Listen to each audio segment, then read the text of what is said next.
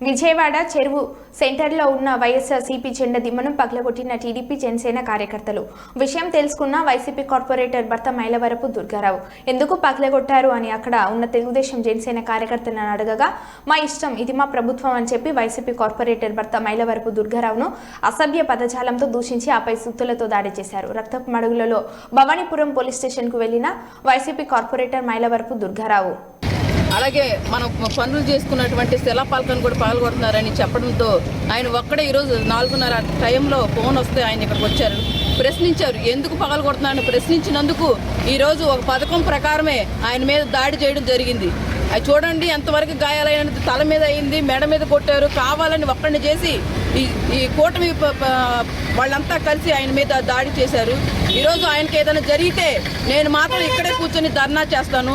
ఇంతవరకు నేను ఎక్కువ ఎవరితో కూడా మాట్లాడలేదు. కానీ నా భర్తకు కానీ ఏదైనా జరిగితే నేను ఊరుకునే ప్రసక్తే లేదు. ఇదే సెంటర్లో ఎక్కడే కూర్చొని ఏ దిమ్మ కోసం అయితే వాళ్ళు నా భర్త మీద దాడి చేశారో ఆ దిమ్మ నెక్స్ట్ జనసేన దిమ్మ పెడదామని ప్రయత్నించారు. ఆ దిమ్మ ఎలా పెడతారో నేను కూడా చూస్తాను ఈరోజు.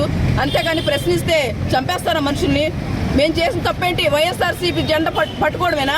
వైఎస్ఆర్సీపీ జెండా పట్టుకున్నంత మాత్రాన మనుషులు చంపేస్తారా? అసలు ప్రభుత్వం వచ్చి ఎన్నాళ్ళు అయింది? 1 సంవత్సరం అయిపోయిందా? 6 నెలలు అయిందా? ఎంతకాలం అయిందండి ప్రభుత్వం వచ్చి? 1 నెల అయింది. నెలలో ఎన్ని ప్రాంతాల్లో ఎంతమంది దాడులకు గురవుతున్నారు? వాళ్ళు రక్తం కళ్ళను చూస్తే కానీ వాళ్ళకి మనశ్శాంతి కలగట్లేదు.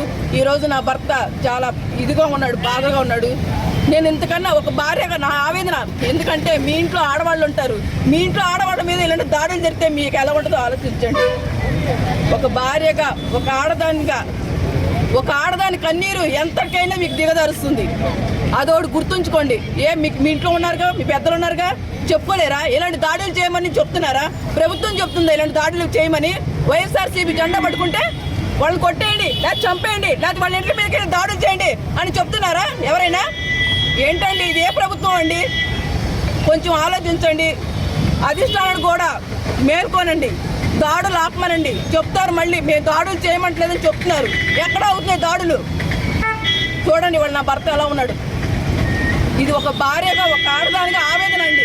అంటే అర్థం చేసుకోండి. నా భర్త ఏనైతే మాత్రం ఎవరిని విడిపించే ప్రసక్తి అయితే లేదు. ఎవరినైనా ఎదుర్కోవడానికి నేను సిద్ధంగా ఉన్నా. పోలీసుకి ఇంటిమేషన్ ఇచ్చామండి, కేసు పెట్టామండి. ఆ టైంలో నేను మాత్రం ఇంట్లో ఉన్నాను. తను ఒక్కడే వచ్చాడు ఇక్కడికి, ఒక్కడే వచ్చాడండి.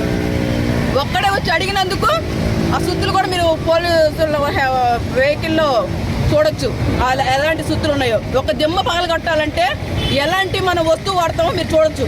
దేంతో దాడులు చేస్తారండి? సుత్తండి, సమ్మిట అంటండి. 4:30 ప్రాంతాల్లో ఎవరుంటారండి? ఎవరికి వాళ్ళు పడుకుంటారు.